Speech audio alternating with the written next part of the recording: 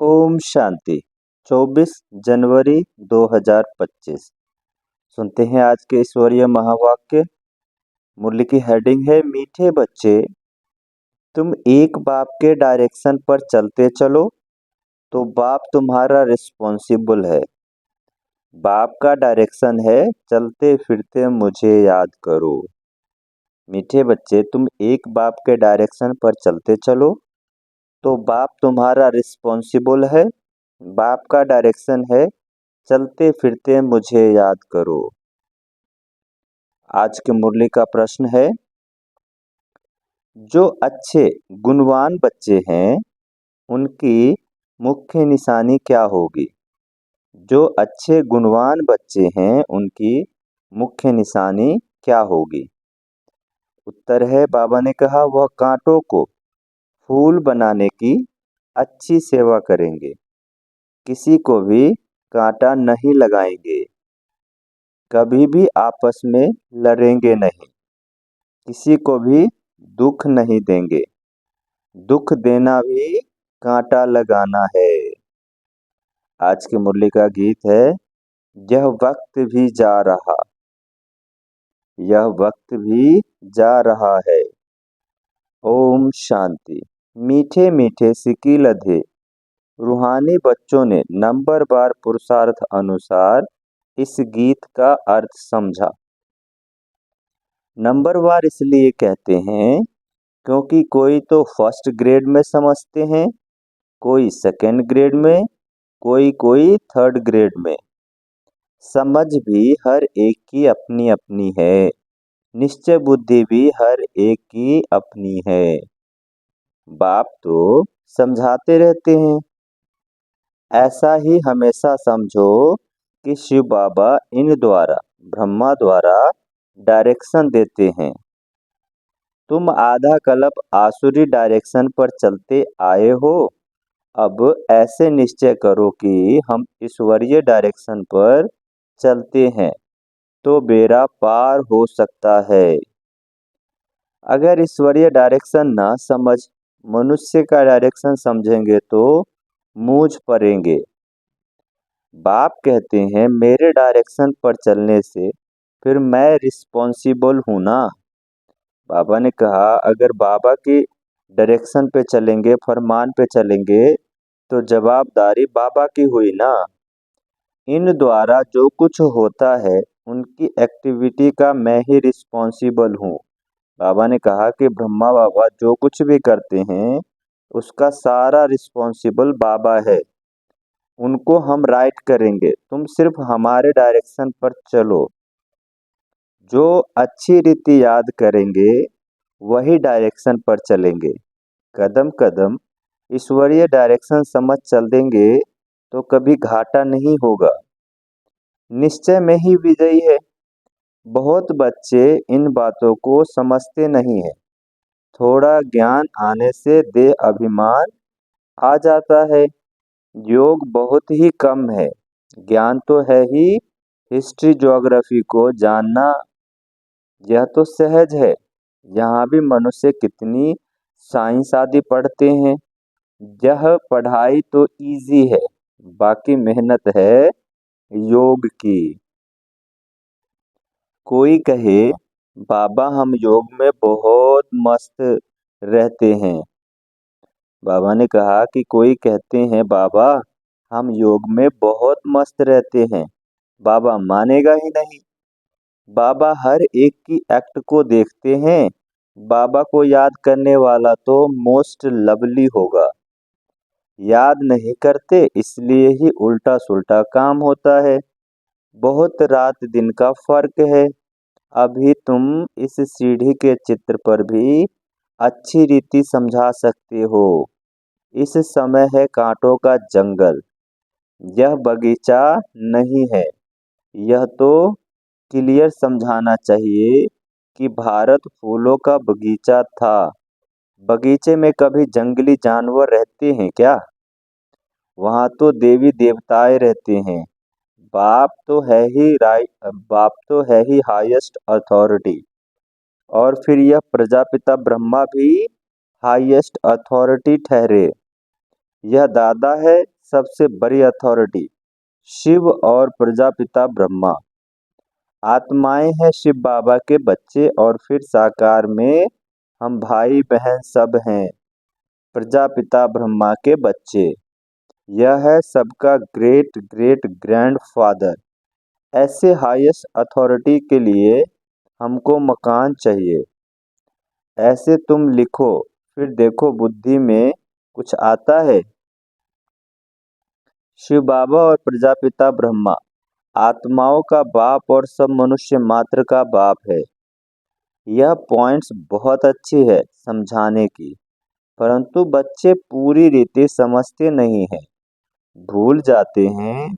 ज्ञान की मगरूरी चढ़ जाती है, जैसे कि बाप दादा पर भी जीत पा लेते हैं। यह दादा कहते हैं मेरी भल न सुनो, ब्रह्मा बाबा कहते हैं कि मेरी भल न सुनो, हमेशा समझो शिव बाबा समझाते हैं, उनकी मत पर चलो। डायरेक्शन बाबा ने कहा डायरेक्ट ईश्वर मत देते हैं कि यह करो, रिस्पॉन्सिबल मैं हूँ, हम हैं। शिव बाबा कहते कि अगर कोई बात बाबा ने बताई तो ये मत समझो ब्रह्मा ने कहा, ये हर बात शिव बाबा ने कहा ऐसा समझो, तो रिस्पॉन्सिबल शिव बाबा है। ईश्वरीय मत पर चलो, यह ईश्वर थोड़े ही है, तुमको ईश्वर से पढ़ना है ना। हमेशा समझो यह डायरेक्शन ईश्वर देते हैं। यह लक्ष्मी नारायण भी भारत के ही मनुष्य थे, यह भी सब मनुष्य हैं, परंतु यह शिवालय के रहने वाले हैं, इसलिए सब नमस्ते करते हैं। परंतु बच्चे पूरा समझते नहीं हैं, अपना नशा चढ़ जाता है। डिफेक्ट तो बहुतों में है ना। जब पूरा योग हो तब विक्रम विनाश हो। विश्व का मालिक बनना कोई मासी का घर थोड़े ही है। बाबा देखते हैं माया एकदम नाक से पकड़ गटर में गिरा देती है। बाप की याद में तो बड़ी खुशी में प्रफुल्लित रहना चाहिए। सामने एम ऑब्जेक्ट खड़ी है, हम यह लक्ष्मी नारायण बन रहे हैं। भूल जाने से खुशी का पारा ही नहीं चढ़ता। कहते हैं हमको निष्ठा में बिठाओ, बाहर में हम याद नहीं कर सकते हैं, याद में नहीं रहते हैं, इसलिए कभी कभी बाबा भी प्रोग्राम भेज देते हैं, परंतु याद में बैठते थोड़े ही हैं, बुद्धि इधर उधर भटकती रहती है। बाबा अपना मिसाल बताते हैं, नारायण कितना पक्का भक्त। बाबा ने कहा अपना मिसाल बनाते हैं नारायण का कितना पक्का भक्त था। ब्रह्मा बाबा नारायण लक्ष्मी नारायण का पक्का भक्त थे, जहां तहां साथ में नारायण का चित्र ले जाता था, फिर भी पूजा के समय बुद्धि इधर उधर भागती थी। इसमें भी ऐसा होता है। बाप कहते हैं चलते फिरते बाप को याद करो, परंतु कई कहते हैं बहन निष्ठा करावे। निष्ठा का तो कोई अर्थ ही नहीं है। बाबा हमेशा कहते हैं याद में रहो। कई बच्चे निष्ठा में बैठे बैठे ध्यान में चले जाते हैं, न ज्ञान न याद रहती है, या तो फिर झुटके खाने लग पड़ते हैं।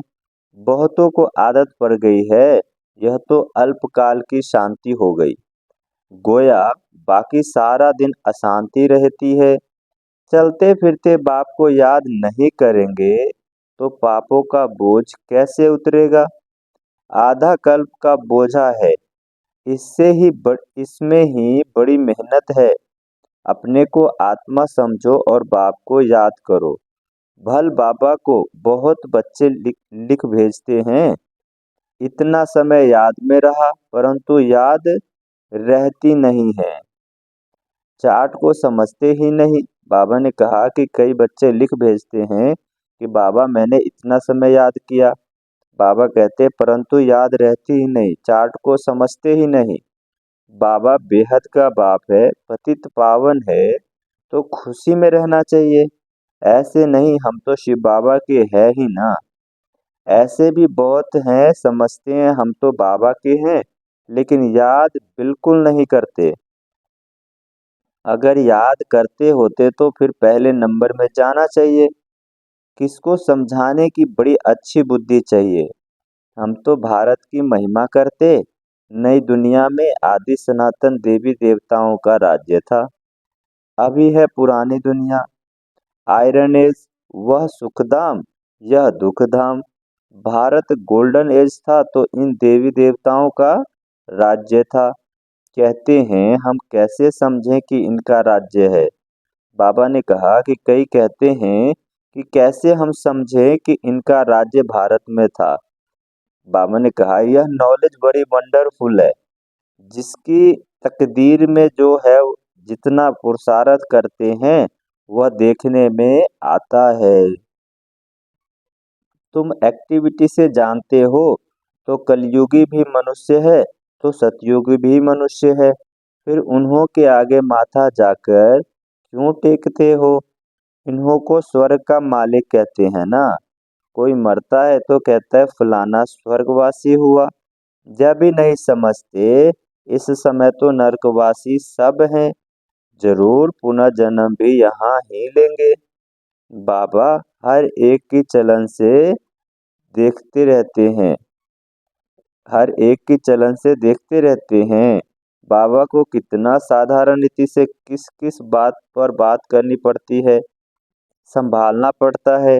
बाप कितना क्लियर और कैसे समझाते हैं, समझते भी हैं। बाप बड़ी बात तो बड़ी ठीक है, फिर भी क्यों बड़े बड़े कोटों में कांटों बन जा। बाबा ने कहा फिर भी बड़े बड़े क्यों कांटे बन जाते हैं। एक दो को दुख देने से कांटे बन जाते हैं, आदत छोड़ते ही नहीं। अभी बागवान बाप फूलों का बगीचा लगाते हैं, कांटों को फूल बनाते रहते हैं। उनका धंधा ही है, शिव बाबा का धंधा ही है कांटों को फूल बनाना। जो खुद ही काटा होगा तो फूल कैसे बनाएगा। प्रदर्शनी में भी बड़ी खबरदारी से किसको भेजना चाहिए। अच्छे गुणवान बच्चे वह जो कांटों को फूल बनाने की अच्छी सेवा करते हैं। किसी को भी कांटा नहीं लगाते, अर्थात किसी को भी दुख नहीं देते हैं। कभी भी आपस में लड़ते नहीं हैं। तुम बच्चे बहुत एक्यूरेट समझते हो, इसमें किसी की इंसल्ट की तो बात ही नहीं। अभी शिव जयंती भी आती है, तुम प्रदर्शनी जास्ती करते हो। छोटे छोटे प्रदर्शनी पर भी समझा सकते हो। एक सेकंड में स्वर्गवासी बनो अथवा पतित भ्रष्टाचारी से पावन श्रेष्ठाचारी बनो। एक सेकंड में जीवन मुक्ति प्राप्त करो। जीवन मुक्ति का अर्थ समझते ही नहीं। तुम भी अभी समझते हो। बाप द्वारा सबको मुक्ति, जीवन मुक्ति मिलती है, परंतु ड्रामा को भी जानना है। सब धर्म स्वर्ग में नहीं आएंगे, वह फिर अपने को अपने अपने सेक्शन में चले जाएंगे। फिर अपने अपने समय पर आकर स्थापना करेंगे। झार में कितना क्लियर है। अच्छा, मीठे मीठे सिक्के लदे बच्चों प्रति माता पिता। बाबा ने कहा मीठे मीठे सिक्के लदे बच्चों प्रति माता पिता बाप दादा का याद प्यार और गुड मॉर्निंग। रूहानी बाप की रूहानी बच्चों को नमस्ते। हम रूहानी बच्चों की रूहानी माता पिता बाप दादा को याद प्यार, गुड मॉर्निंग और नमस्ते। सुनते हैं धारणा के लिए मुख्य सार।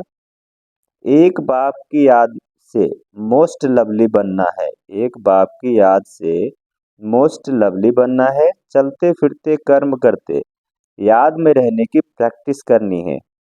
बाप की याद और खुशी में प्रफुल्लित रहना है। दूसरा है पॉइंट, कदम कदम ईश्वरीय डायरेक्शन पर चल हर कार्य करना है। अपनी मगरूरी देह अभिमान का नशा नहीं दिखाना है। कोई भी उल्टा सुल्टा काम नहीं करना है, मूंझना नहीं है। आज की मुरली का वरदान है, साधारण कर्म करते भी साधारण कर्म करते भी ऊंची स्थिति में स्थित रहने वाले सदा डबल लाइट भव। जैसे बाप साधारण तन लेते हैं, जैसे आप बोलते हो वैसे ही बोलते हैं, वैसे ही चलते हैं, तो कर्म भल साधारण है लेकिन स्थिति ऊंची रहती है। ऐसे आप बच्चों की भी स्थिति सदा ऊंची हो। डबल लाइट बन ऊंची स्थिति में स्थित हो, कोई भी साधारण कर्म करो, सदैव यह स्मृति में रहे कि अवतरित होकर अवतार बन करके श्रेष्ठ कर्म करने के लिए आए हैं, तो साधारण कर्म अलौकिक कर्म में बदल जाएंगे। आज के मुरली का स्लोगन है, आत्मिक दृष्टि वृत्ति का अभ्यास करने वाले पवित्रता को सहज धारण कर सकते हैं। आत्मिक दृष्टि वृत्ति को अभ्यास में बाबा ने कहा, आत्मिक दृष्टि वृत्ति का अभ्यास करने वाले पवित्रता को सहज धारण कर सकते हैं। आज 24 जनवरी है, तो 24वां पॉइंट है अव्यक्त मास का, अपनी शक्तिशाली मनसा द्वारा प्रकाश देने की सेवा करो। जितना स्वयं को मन